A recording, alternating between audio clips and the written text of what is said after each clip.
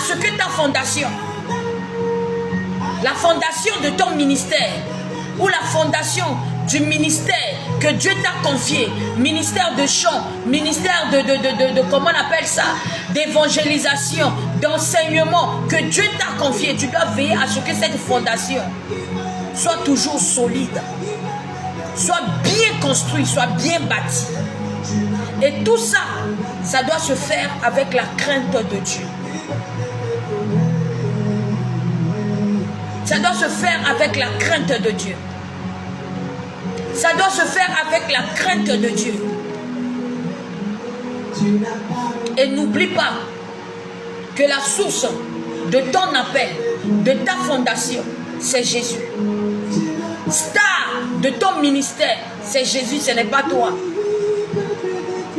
Celui qui est digne de recevoir la gloire, c'est Jésus, ce n'est pas toi.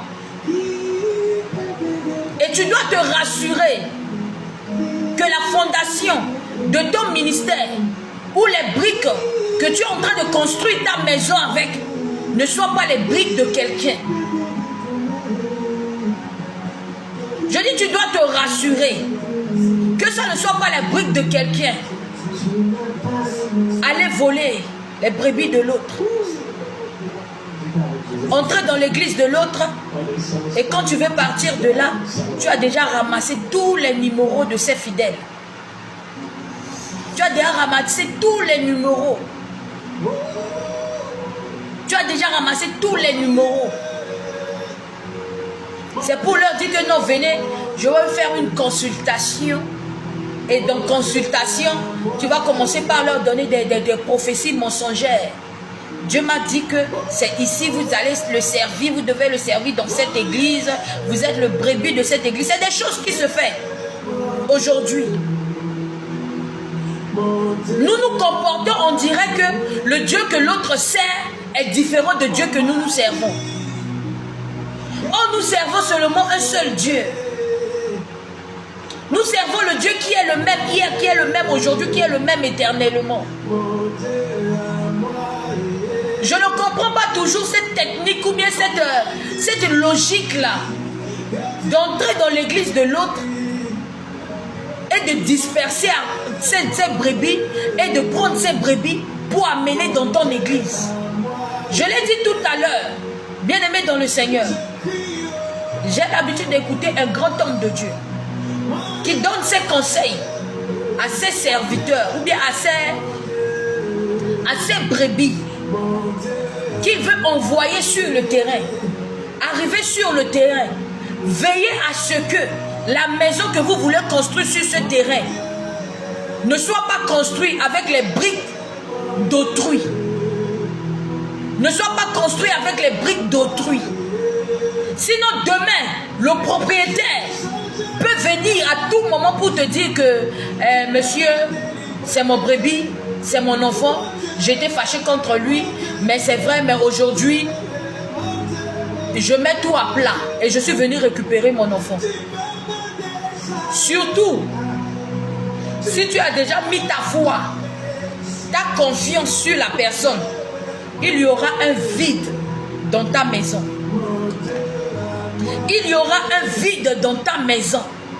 Donc faisons très attention. Toi qui es appelé, toi qui es un serviteur de Dieu, qui est appelé dans le champ de Dieu. Et comme la Bible nous dit ici que nous sommes le champ de Dieu, fais attention à ne pas prendre les graines de maïs de quelqu'un pour venir planter chez toi. Sinon la personne sera patiente.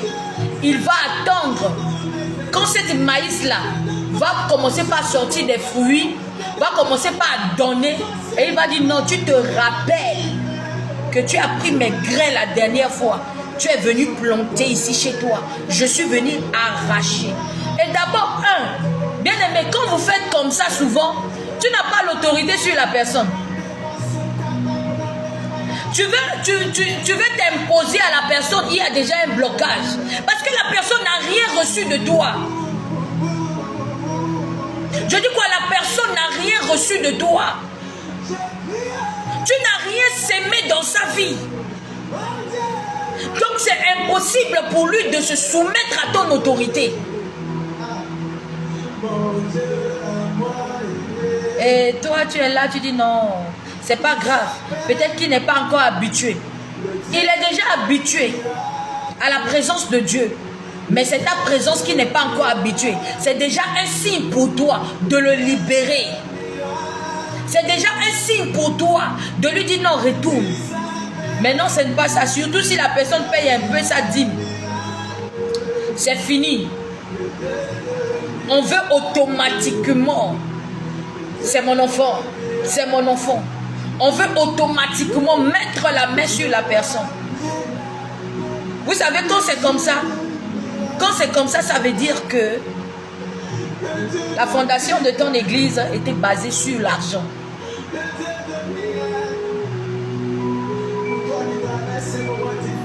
Quand tu regardes seulement à l'offrande de la personne, à la dîme de la personne, pour pouvoir le garder dans ton champ, ça veut dire qu'en réalité, la fondation de ton ministère, ce n'est pas Jésus. Ce n'est pas Jésus, mais c'est l'argent. Et si ce n'est pas Jésus, c'est l'argent, toi tu ne vas plus voir à son salut, mais tu vas voir seulement à sa poche. Tu l'appelles parce que tu sais qu'il va donner. Tu le coaches parce que tu sais qu'il va donner. Tu parles avec lui parce que tu sais qu'il va donner. Tu le chéris parce que tu sais qu'il va donner. Et par-dessus tout, tu n'as pas l'autorité sur cette personne. Un peu, il te dit, toi, tu es qui? Tu n'es pas ma mère, hein? Non, on ne me parle pas comme ça, pasteur. On ne me parle pas comme ça, pasteur. Juste parce que ce n'était pas ton brique. Hein.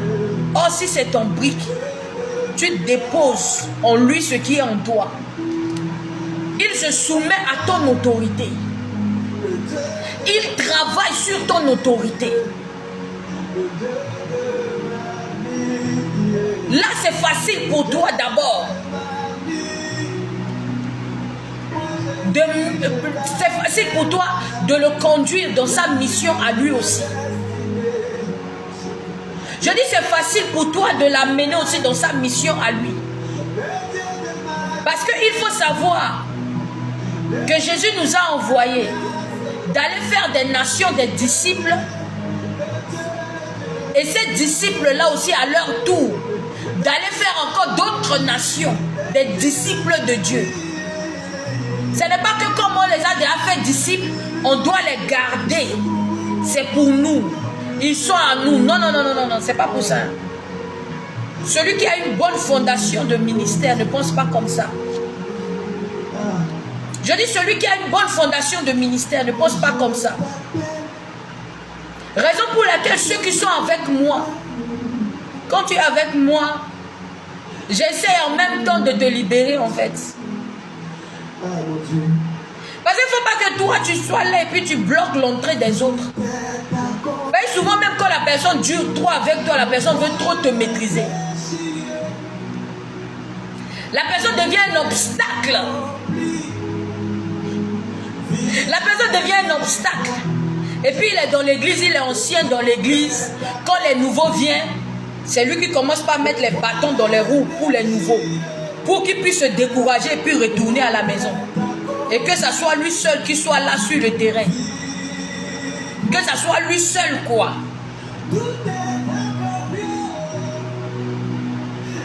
Donc un bon leader qui a une bonne fondation dans le ministère doit savoir que les âmes que Dieu l'envoie ou Dieu envoie dans son ministère, c'est pour les aider à grandir et de les envoyer également dans leur champ. De les envoyer également dans leur champ. Si tu vois ça comme ça, il n'y aura pas de problème. Mais si tu ne vois pas ça comme ça, il va avoir de problèmes.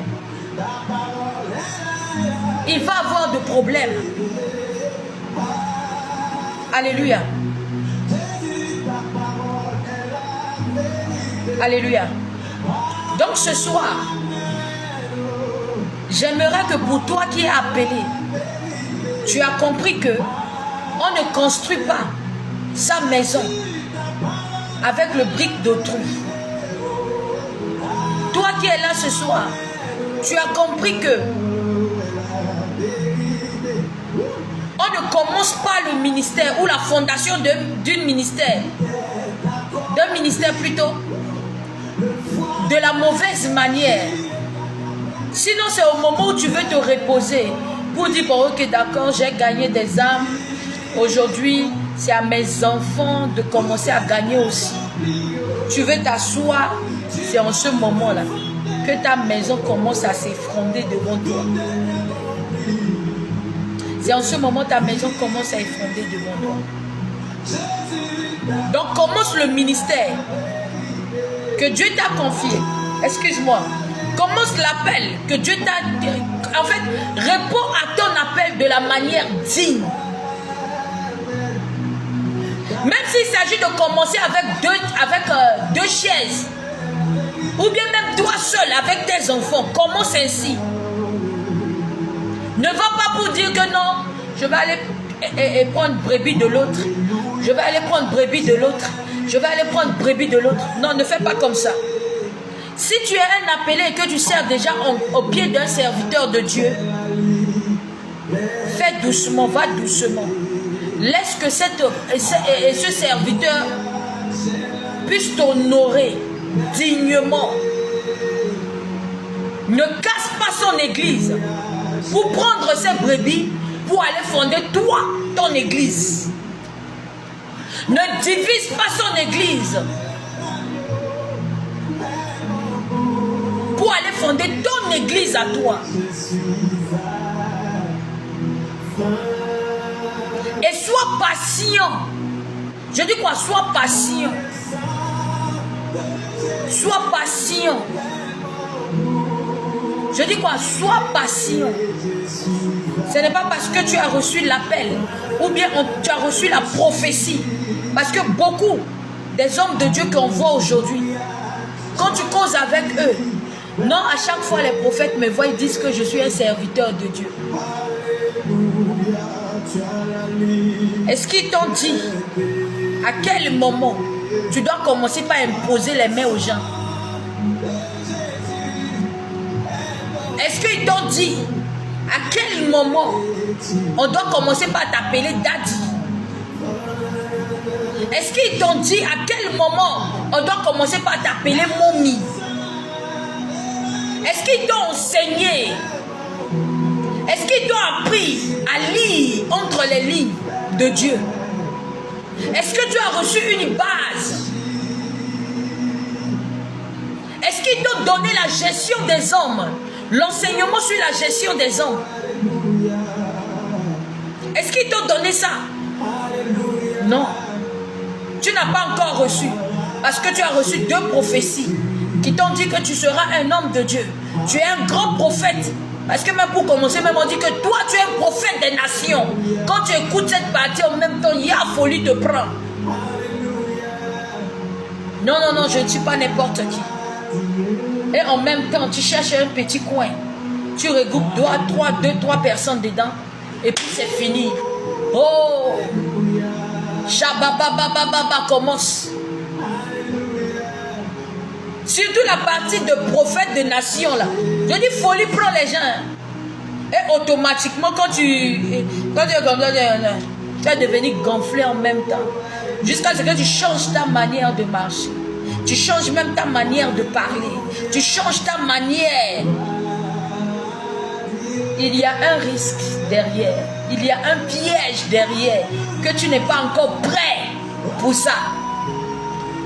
Et puis c'est toi maintenant dans l'église. Non, moi on ne me parle pas comme ça. Je vais te gifler. Je suis ton père. Tu n'as pas encore reçu gestion des hommes. Hein? Comment gérer les hommes? Parce que vous savez que dans le ministère là, chacun vient avec ses fardeaux. Et puis c'est sur toi là.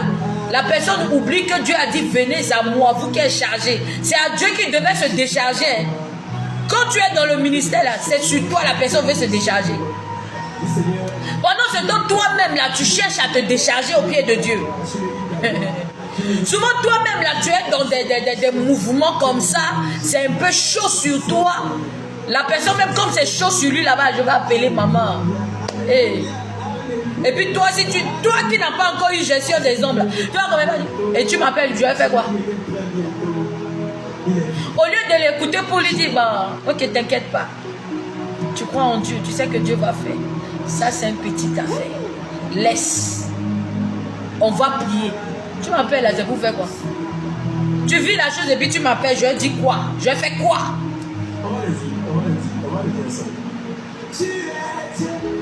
Donc faisons très attention.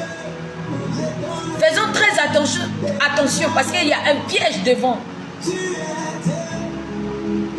Il y a un piège devant. Tu n'as pas encore fini d'être enseigné, d'être cadré. Tu n'as pas encore tout reçu. Même si aujourd'hui Dieu ouvre tes yeux au pied de ton Père, tu vois, tu entends la voix de Dieu. La tête, le cou ne dépasse jamais la tête. Sois humble.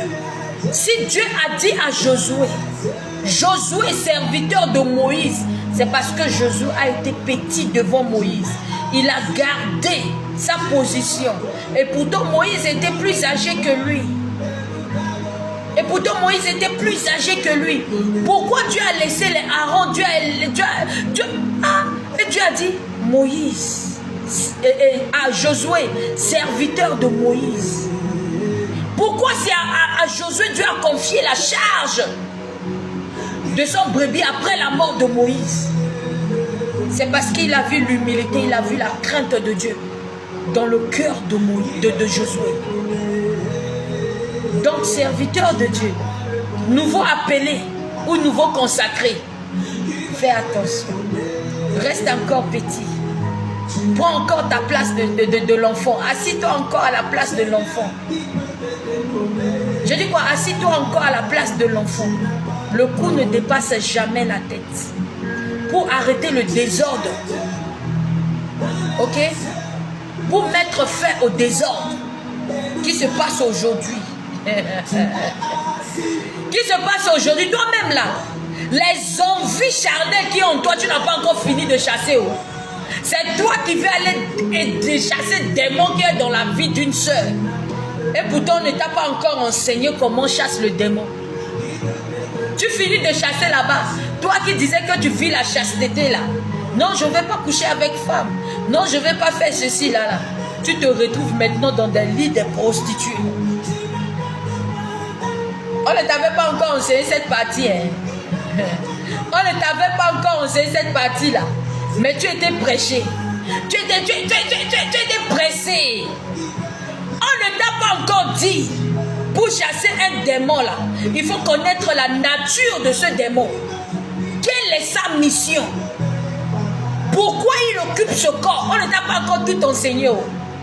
Comme le prophète m'a dit que je suis un appelé. Je suis aussi un prophète. Tu dis non, c'est bon. Moi-même, je peux délivrer les gens. Te voilà en train de crier feu, feu, feu là-bas. Quand tu finis de crier feu, feu, feu, tu te retrouves encore dans le lit de la sœur que tu viens à peine de délivrer. Et devant les gens, tu traitais de prostituée là. Tu te retrouves encore dans son lit. Ah, il y a un piège devant. Quelqu'un me dit, il y a un piège devant. Il y a un piège devant. Jeune frère, je ne refuse pas que tu poursuis ton appel. Mais il y a un piège devant. Et les fondations solides pour commencer le ministère. Je dis, et les fondations solides pour commencer le ministère. Tu connais le vent qui a soufflé quand Jésus était dans la barque avec ses disciples? Tu connais ce vent-là souffle beaucoup dans le ministère. Tu es dans le ministère comme ça. Tu es dans le ministère comme ça. Le vent qui a soufflé là-bas et puis Jésus s'est levé pour arrêter là. Est-ce que toi tu peux crier comme les disciples qui étaient dans la barque de Jésus? Est-ce que tu as déjà cette voix pour crier? pour faire appel à Dieu, pour venir arrêter ce vent. Est-ce que toi, tu as déjà la voix pour crier? Toi-même, tu dis jeûne et puis c'est toi qui manges là-bas. Ah, mon frère, fais attention. Ma soeur, fais attention. Il faut savoir que dans le ministère, il y a un temps de cache-toi. Et il y a un temps de présentation. Ne te présente pas au monde si Dieu ne t'a pas encore présenté. Ne sors pas encore sur les réseaux pour dire je suis prophète, je vois caleçon jaune, je vois soutien rouge, je vois ci, je vois ça, je suis... Calm down. Calm down. Tu as l'appel, mais il te faut encore des choses, des fondations. Calm down. Non, je vois les portes. Oh, je vois l'étoile, je vois. Le ministère ne finit. Le ministère, ce n'est pas seulement sur je vois. Ce que tu vois, il faut que ces choses-là s'accomplissent. Je dis ce que tu vois, il faut que ces choses-là s'accomplissent. Calm down. Ce n'est pas encore le moment.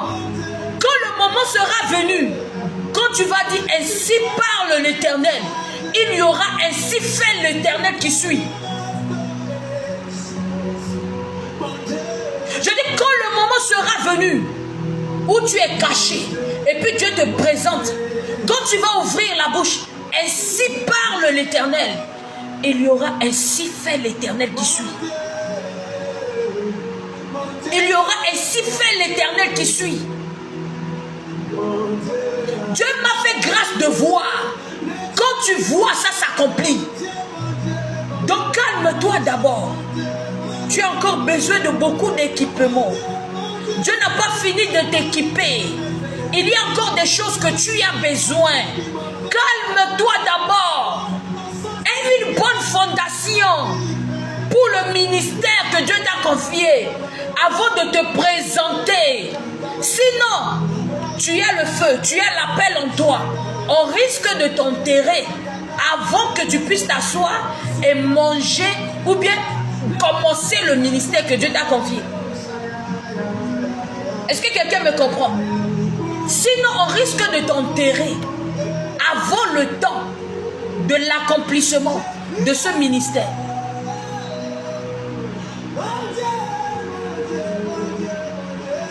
Donc, prends le temps de te cacher. Il y a un temps de cache-toi d'abord. Et il y a un temps de présentation. Et laisse Dieu te présenter au monde. Et laisse Dieu te présenter au monde. Tu as une grande destinée. Ton appel est grand. Mais prends le temps d'accepter d'être enseigné. Josué a été enseigné au pied de Moïse. Il a vu comment Moïse entend la voix de Dieu. Il a vu comment Moïse aille devant la face de Dieu. Il a vu. Mais il y avait beaucoup de gens qui étaient à côté de Moïse, non? Il n'était pas le seul. Pour que Dieu lui dise, Josué, serviteur de Moïse, pourquoi tu es comme ça? Maintenant, mon serviteur est mort. Lève-toi et continue la marche. Achève la mission qu'il a commencée. C'est ça, homme de Dieu. Ministère de papaye vert. Ministère de papaye vert. Dieu ne t'a pas appelé comme ça. Dieu veut que tu sois mûr. Dieu veut que tu sois mûr. Et accepte le temps de soleil, le temps de la pluie, de vent. Accepte tout ce temps-là pour que tu puisses arriver à la maturité et que tu sois bon. Alléluia. Il y a des gens qui ont la grâce dans leur vie. C'est des gens-là que j'appelle souvent ceux-là, quand ils ouvrent la bouche, le ciel est en mouvement. Et c'est en eux. Mais il ne faut même pas faire essayer de leur dire ça. Si tu fais seulement, et c'est même quand Dieu te révèle ça, et puis tu fais, essaye. Tu essayes net de leur dire ça, ça veut dire tu as tout gâté. Tu as tout gâté. De toute façon, il veut que toi-même tu l'appelles encore maman ou papa là. Ça va te dégoûter. Ça va te dégoûter. Il y a des enfants comme ça, hein. Il y a des enfants comme ça dans le ministère. Aujourd'hui, je donne raison à des hommes de Dieu qui ne veulent plus beaucoup de gens autour d'eux. Je leur donne raison. Je leur donne raison. Parce qu'aujourd'hui, nous avons des enfants qui veulent déjà ta position à toi en tant que père. Qui veulent déjà ton autorité en tant que père. Et souvent, ça arrive, hein. Ça arrive. Ça arrive qu'un enfant veut que son père l'appelle papa. Parce que il est sorti sur les réseaux.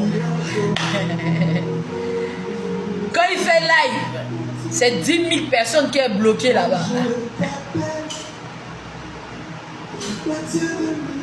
Et puis il dit non, non, non. Dieu m'utilise, je ne suis plus n'importe qui. L'orgueil amène à la chute. Je ne suis plus n'importe qui. Tu me dois du respect. Je suis un serviteur de Dieu comme toi. Et aujourd'hui, c'est ceux-là qui sont des autoproclamés. Est-ce que vous connaissez ce qu'on appelle les autoproclamés? Ceux qui s'attribuent des choses. Il y a encore cette fléau-là. Souvent, ah Seigneur, tu es merveilleux quoi. Tu es merveilleux. Tu es vraiment merveilleux. Tu vas voir une personne. C'est que quand tu regardes même la personne est petite comme ça. Mais on l'appelle Bishop. Voilà encore une autre maladie. Voilà encore une autre maladie. Avec ma génération des serviteurs et des servantes de Dieu.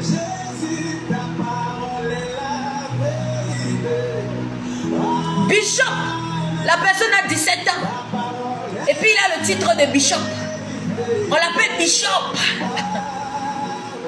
Et aujourd'hui encore, il y a encore des centres de formation biblique. Au lieu qu'on puisse enseigner aux gens, commence by tu montes. La personne ne connaît même pas la définition. C'est quoi Bishop? La personne ne sait pas. La personne ne sait pas c'est quoi Bishop. Et puis, il part à ces centres-là. Il paye pour qu'on puisse le consacrer Bishop. Parce que quand tu es Bishop, tu es déjà en haut. Tu es Bishop, tu es déjà en haut. Quand tu écoutes la personne qui te dit Bishop là, quand tu l'écoutes même, tu as envie de partir et dormir. La personne qui se dit Bishop là, il prêche et puis les gens dorment.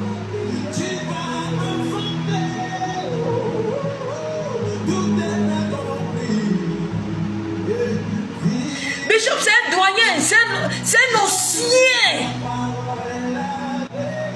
C'est un ancien. Un ancien dans le ministère. C'est l'anglais qui appelle Bishop. Hein? Mais aujourd'hui, même les francophones, ceux qui ne connaissent même pas la définition de c'est quoi Bishop, veulent qu'on les appelle Bishop. Parce qu'ils ont une église de 200 personnes, de 300 personnes, de 400 personnes.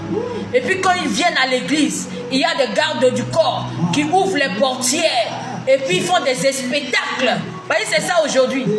Aujourd'hui, chrétien est trop dans la mystification. Que Dieu me pardonne. Aujourd'hui, chrétien est trop dans la mystification. Dans la mystification. On veut ce qui brille à l'œil. On veut attirer l'attention des gens. Bien-aimé, tu n'as pas besoin d'attirer l'attention des gens. C'est Dieu qui va amener les gens vers toi, qui va attirer l'attention des gens vers toi. Et quand ces personnes vont venir vers toi, ils vont te faire du bien. Au lieu de te créer des problèmes, au lieu de te créer des difficultés, ils vont venir pour te bénir, pour te faire du bien. Pour te faire du bien. Mais ma génération ne voit pas ça comme ça. Non, je dois être un bishop. Non, je suis ci. Non, je suis ça. Non, je suis ça. Tu veux être un bishop et tu n'as pas une fondation spirituelle solide. Tu veux être un bishop et ton ministère même en question n'a pas une bonne fondation. Débauche est remplie de ton ministère. La fornication, l'adultère est remplie. L'infidélité est remplie. Le mensonge tromperie est rempli. Tu dis tu es bishop. Bishop en quoi? Bishop en quoi?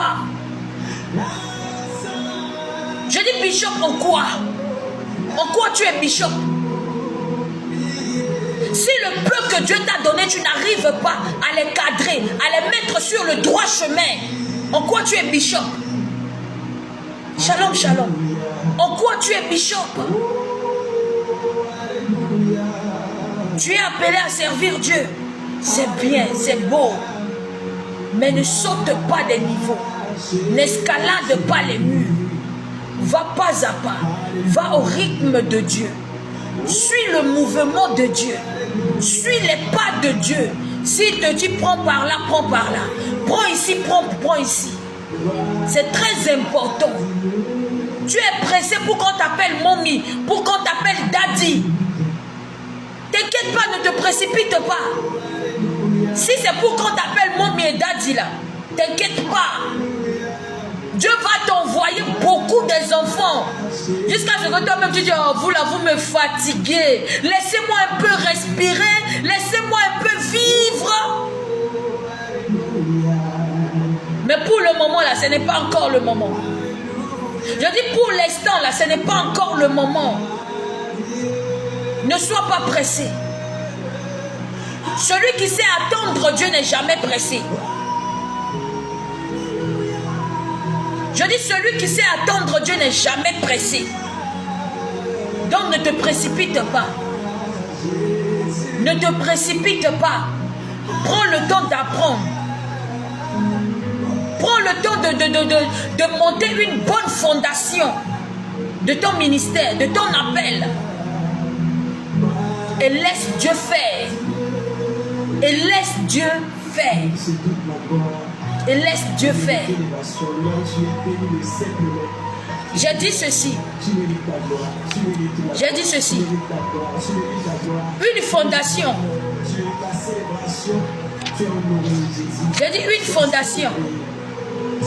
Les fondations du ministère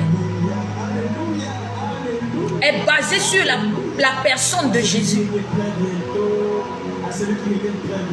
Les fondations du ministère est basée sur la personne de Jésus. Et tu dois apprendre à faire confiance à Dieu. Et pour avoir une bonne fondation, tu dois avoir la crainte de Dieu. La crainte de Dieu. Je dis quoi? La crainte de Dieu.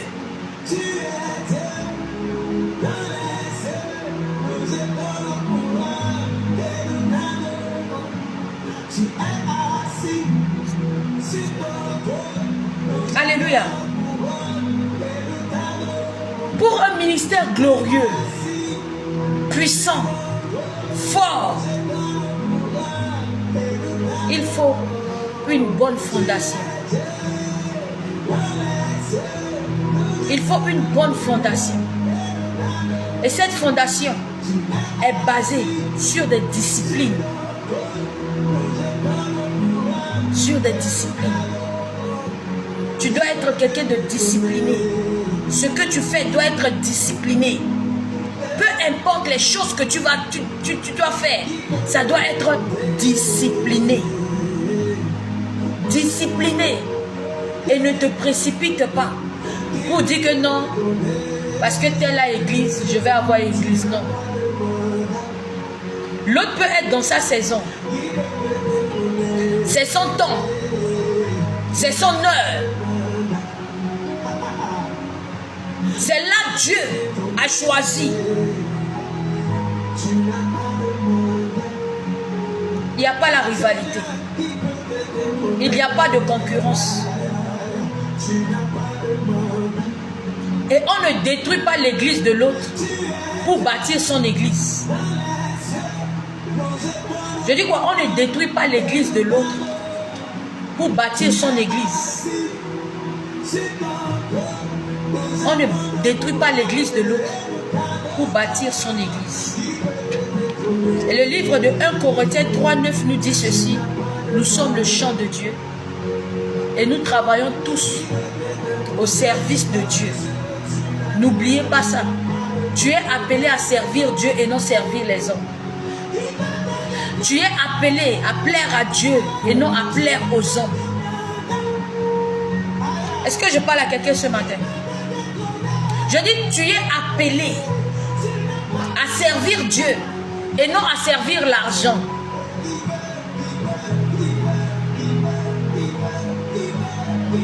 Parce que tout ce désordre qu'on voit aujourd'hui, là, excusez-moi d'appeler ça désordre. Excusez-moi beaucoup d'appeler ça désordre. Tout ce désordre qu'on voit aujourd'hui, là, c'est à cause de l'argent.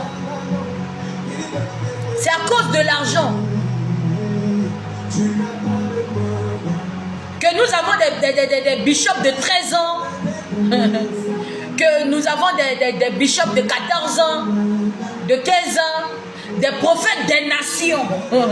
La partie des nations là. Des nations. Prophète international. Ah, tout ça là, c'est à cause de l'argent.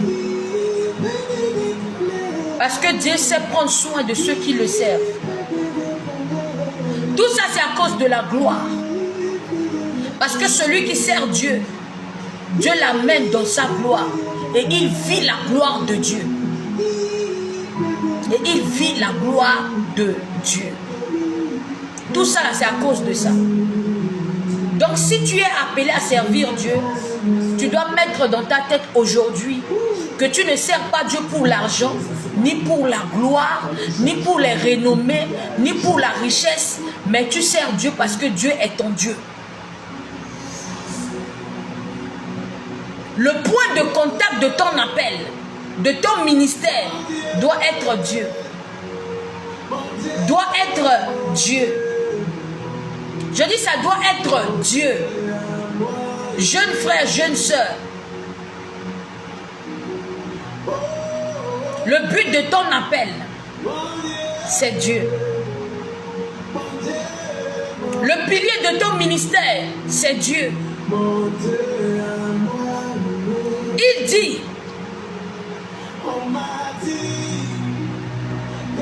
dit, les fondations sont déjà là.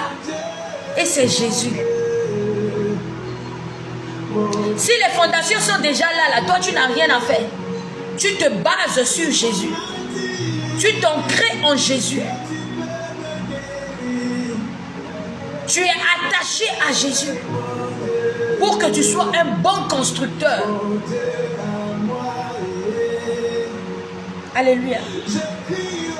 Pour que tu sois un bon constructeur. N'oublie pas. N'oublie pas. Tu es appelé à le servir. Sers-le en vérité. Sers-le dans la fidélité. Et par-dessus tout, aie la crainte de Dieu. Aie la crainte de Dieu. Que Dieu vous bénisse. Que Dieu vous bénisse.